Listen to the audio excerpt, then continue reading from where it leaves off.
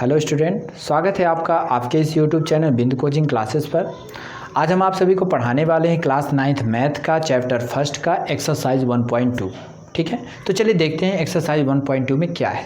हमारा पहला क्वेश्चन है state whether the following statements are true और फॉल्स। यहाँ पे क्या है, हमें कुछ स्टेटमेंट दिए गए हैं, उन स्टेटमेंट को हमें ये बताना है कि या तो वो सही है या तो वो गलत है, और जस्टिफाई योर आंसर। आपका जो आंसर है उसे आपको जस्टिफाई भी करना है कि आपका आंसर सही है या गलत।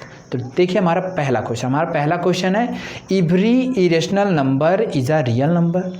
आपका पहला क्वेश्चन है, ठीक है ना, एवरी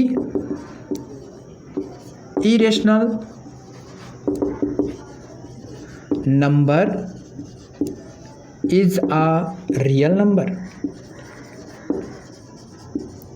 क्या कह रहा है, क्या जितने इरेशनल नंबर होते हैं क्या सभी वो रियल नंबर होते हैं कि नहीं होते हैं। तो ये बात बिल्कुल सही है कि ये ट्रू है, ये हमारे स्टेटमेंट बिल्कुल ट्रू है। क्यों ट्रू है? क्योंकि आपको पता है कि जो रियल नंबर्स होते हैं वो कलेक्शन होते हैं। किसका कलेक्शन होता है? वो कलेक्शन होता है रेशनल का और इरेशनल नंबर का। यानी आप बताएंगे बिकॉज या since real number is the collection of every rational और irrational number, so this statement is true. ठीक है, यानी ये वाला स्टेटमेंट हमारा क्या है, बिल्कुल सही है। ठीक है, अब हम देखेंगे इसी का सेकेंड नंबर। ठीक है, ये हमारा फर्स्ट था। अब इसका सेकेंड नंबर क्या कहता है? सेकेंड नंबर कहता है every point on the number line. आपके पास एक नंबर लाइन है, नंबर लाइन के हर एक पॉइंट पर of the form root m where m is a natural number. कहता है कि ये आपका एक नंबर लाइन है, ठीक है, और नंबर लाइन पे उसके हर एक पॉइंट पर ये जीरो है, आपके इधर निगेटिव इंटीजर होते हैं, आपके इधर क्या होते हैं, पॉजिटिव इंटीजर होते हैं। तो कहता है कि अगर आप कोई भी पॉइंट ले लीजिए, ठीक है, उस पॉइंट पर जो आपका ये नंबर लाइन पर जितने भी पॉइंट होते हैं क्या वो सभी पॉइंट रूट एम के फॉर्म के होते हैं क्या? उन सब की वैल्यू क्या इस फॉर्म में होती है कि नहीं होती है? या ये कह सकते हैं कि जितने भी रेशनल नंबर होते हैं जितने भी नेचुरल नंबर होते हैं वो इस फॉर्म में रहते हैं कि नहीं रहते हैं? तो आपको पता है कि नेचुरल नंबर वो होते हैं जो 1 से स्टार्ट होते हैं, जिनकी काउंटिंग 1 से शुरू होती है। लेकिन आपको पता है कि इस नंबर लाइन में निगेटिव इंटीजर भी होते हैं, और वो निगेटिव इंटीजर चूँकि आपको मान लीजिए आपने 4 को लिया और 4 को आप क्या लिख देते हैं, 2 लिख देते हैं। लेकिन अगर आप इसी के स्थान पे क्या लिखते हैं, -4, तो आप उसे क्या लिख सकते हैं, तब इसे हम कुछ भी नहीं लिख सकते। ये हमारे पास एक क्वेश्चन आ जाता है। यानी हमारे नंबर लाइन पे पॉजिटिव इंटीजर भी होते हैं और निगेटिव इंटीजर भी होते हैं। तो जो आपका ये रूट एम है वो सिर्फ किसके लिए प्रूफ है? ये सिर्फ किसके लिए प्रूफ होता है? पॉजिटिव इंटीजर के लिए, ना कि निगेटिव इंटीजर के लिए, जबकि हमारे नंबर लाइन पे निगेटिव इंटीजर भी होते हैं। अतः ये जो स्टेटमेंट है, ये स्टेटमेंट हमारा क्या है, फॉल्स है। ठीक है, इसके बाद हमारा थर्ड स्टेटमेंट देखेंगे। हमारा थर्ड स्टेटमेंट क्या है? थर्ड स्टेटमेंट में लिखा हुआ है every real number is an irrational number. कहता है क्या, जैसे आपका ये देख सकते हैं हमारा पहला नंबर जो क्वेश्चन था every irrational number is a real number, इसी का जस्ट अपोजिट है। क्या जितने भी रियल नंबर्स होते हैं वो सभी इरेशनल होते हैं कि नहीं होते हैं? तो आपको ये पता है कि रियल नंबर में आपके रेशनल नंबर भी आ जाते हैं और इरेशनल भी आ जाते हैं। लेकिन अगर बात ये करें कि क्या जितने भी रियल नंबर होते हैं वो सभी इरेशनल होते हैं क्या? जी नहीं, ये तो हमारा स्टेटमेंट बिल्कुल ये फॉल्स हो जाता है। क्यों? क्योंकि रियल में रेशनल नंबर भी होते हैं और रेशनल नंबर इरेशनल नंबर नहीं हो सकते हैं। So this statement is false, यानी हमारे ये स्टेटमेंट क्या है, गलत है। तो चलिए, ये हमारा क्वेश्चन नंबर 1 था। अब हम देखेंगे क्वेश्चन नंबर सेकंड इसी का। तो क्वेश्चन नंबर सेकंड देखिए क्या कहता है, सुनेंगे। क्वेश्चन नंबर सेकंड क्या है?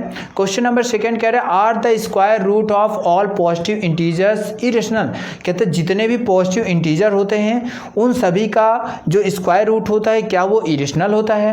If not given an example of square root of a numbers that is rational number. तो कहता है कि यदि ऐसा है तो कोई एक आप एग्जाम्पल दीजिए जिसका स्क्वायर रूट एक रेशनल नंबर हो। तो देखिए ये जो हमारे स्टेटमेंट है ये स्टेटमेंट गलत है। क्यों गलत है? क्योंकि जितने भी पॉजिटिव इंटीजर होते हैं उन सभी का स्क्वायर रूट कभी भी इरेशनल नहीं हो सकता है, ठीक है ना। हम ये नहीं कह सकते कि हमेशा इरेशनल ही होगा, ठीक है। जैसे हमारे पास एक एग्जांपल ले लीजिए, हम लेते 16 है। 16 का जब आप क्या करते स्क्वायर रूट करते तो आपको क्या मिलता है? 4।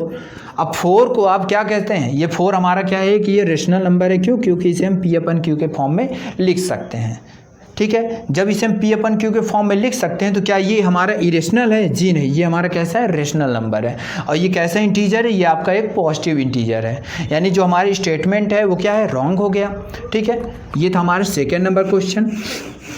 इसके बारे में जो आपका डिटेल से मैंने अपने बगल में जो नोट्स दिए हुए हैं, जो मैंने लिखा हुआ हैंड रिटन नोट्स, वो दिख रहा है, आप उसमें देख सकते हैं, ठीक है। अब देखेंगे question number third. Question number third क्या है सुनेंगे।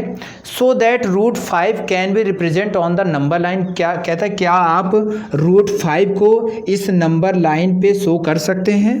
तो हमें क्या करना है? शो करना है। तो कैसे शो करेंगे? सबसे पहले आप क्या करेंगे? एक नंबर लाइन ड्रॉ कर लिया। अब नंबर लाइन पर आप एक कोई पॉइंट ले लीजिए। हमने एक पॉइंट ले लिया O, इसको हमने क्या माना? ओरिजिन माना। फिर क्या कहता है? कहता है कि लेट, अब हम क्या करेंगे? इससे कुछ दूरी पर, इस दूरी पर हम यहाँ पे एक पॉइंट A लेते हैं और इसकी जो डिस्टेंस रखते हैं वो डिस्टेंस कितनी लेते हैं? हम 2 यूनिट लेते हैं। यानी 2 यूनिट डिस्टेंस पर एक पॉइंट हमने ले लिया जिसको हमने क्या नाम दे दिया? मतलब कि A नाम दिया। और ये यहाँ तक की डिस्टेंस टोटल क्या होगी? OA, ठीक है। अब हम क्या करेंगे? A पॉइंट पर एक परपेंडिकुलर लाइन ड्रॉ करेंगे, ठीक है। और इस परपेंडिकुलर लाइन की जो टोटल डिस्टेंस या परपेंडिकुलर लाइन जो है 1 यूनिट की है, ठीक है। ये 1 यूनिट, या ये कह सकते हैं कि हम क्या करेंगे? एक यहाँ से लेकर के, जैसे आपका ये 2 यूनिट का है, ये हमारी एक डिस्टेंस हो गई, ठीक है। अब क्या करेंगे? आप O से आप B को क्या, यहाँ पे एक पॉइंट ले लीजिए। ये पॉइंट कैसा होना चाहिए? हम इसको इससे क्या करते हैं? ज्वाइन करते हैं। हम O ये हमारा ओरिजिन था, ये हमने यहाँ से 1 यूनिट पर एक हमने क्या किया? परपेंडिकुलर लाइन ड्रॉ की है। उस परपेंडिकुलर लाइन को यहाँ पर हम क्या नाम दे देते हैं? वहाँ पे एक पॉइंट लेते हैं, उसका नाम क्या दे देते हैं? B। लाइन तो बहुत बड़ी रहती है लेकिन हम उस पर एक निश्चित डिस्टेंस या फिक्स डिस्टेंस लेते हैं 1 यूनिट का, और उस 1 यूनिट पर हम क्या करते हैं? एक पॉइंट लेते हैं, उसका नाम हमने क्या दे दिया? B दे दिया। अब क्या करेंगे? अब आप क्या करेंगे? ये O को हम क्या मान लेंगे? सेंटर, और O से B रेडियस का एक क्या करेंगे? हम एक अर्क ड्रॉ करेंगे। और ये जो अर्क हम ड्रॉ करते हैं, ये अर्क इस लाइन को, मतलब कि ये जो हमारी नंबर लाइन है उस लाइन को इस पॉइंट पर क्या करता है? क्रॉस करता है। तो जब ये क्रॉस करता है तो हम इसे क्या नाम दे देते हैं? P नाम दे देते हैं। और यही जो हमारा पॉइंट हमको क्या होता है? डिफाइन होता है, यही होता है √5, ठीक है। अब देखिए हम इसको प्रूव कैसे करते हैं कि ये हमारा √5 है। तो हम एक काम करते हैं, आपको पता है ये कितने यूनिट है? ये 2 यूनिट है। इसको हम लोग बेस बोलते हैं। क्या बोलते हैं? बेस। और ये आपका ये 1 यूनिट, ये क्या कहलाता है? ये आपका परपेंडिकुलर कहलाता है। और ये क्या कहलाता है? ये आपका हाइपोटेनस कहलाता है। तो आपको पाइथागोरस प्रमेय के बारे में जानकारी होगी ही। पाइथागोरस प्रमेय क्या है? पाइथागोरस थ्योरम ये कहती है कि जो आपका हाइपोटेनस का स्क्वायर होता है वो परपेंडिकुलर के स्क्वायर के और बेस के स्क्वायर के सम के क्या होता है? इक्वल होता है। तो आपका हाइपोटेनस तो आपको फाइंड ही करना है। यानी ये कितना है आपका? ये OB है। तो OB का जो स्क्वायर है P परपेंडिकुलर, ये कितना है आपका? 1 यूनिट, यानी 1 यूनिट का स्क्वायर। अब B यानी बेस है, बेस का कितना है आपका? 2 यूनिट का स्क्वायर।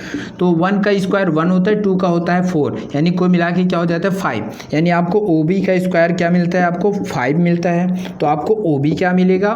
OB आपको मिलेगा कितना? √5। क्यों? ये स्क्वायर है, उस साइड जाएगा तो स्क्वायर रूट। तो चूंकि आपको पता है कि ये जो OB है ये क्या आपकी रेडियस है, और जितना यहाँ से यहाँ होगा उतनी ही डिस्टेंस आपकी कहाँ से कहाँ तक की? P तक की भी होगी, क्योंकि आप यही डिस्टेंस यहाँ, और ये किसका काम कर? रेडियस। और रेडियस क्या होती है? हर जगह इक्वल होती है।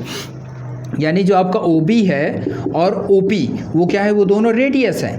और जब रेडियस हैं तो आपकी OP और ओ बी दोनों कितने के हो जाएंगे, √5 के। यानी ये हमने ये जो P पॉइंट लिया है, ये P पॉइंट √5 को क्या करता है, रिप्रेजेंट करता है। कहाँ पे रिप्रेजेंट कर रहे हैं, नंबर लाइन पर। तो ऐसे ही आप √6 को, √7 को, √3 को, जिसको चाहें उसको आप क्या कर सकते हैं, रिप्रेजेंट कर सकते हैं। कहाँ पे, नंबर लाइन पे। तो ये एक्सरसाइज हमारा कंप्लीट हो जाता है। उम्मीद है कि आपसे बन जाएगा। अगर आपको ये वीडियो अच्छी लगी तो हमारी वीडियो को लाइक और कमेंट जरूर करें, और हमारे चैनल को अगर आपने अभी तक सब्सक्राइब नहीं किया तो हमारे चैनल को सब्सक्राइब जरूर करें। Thank you.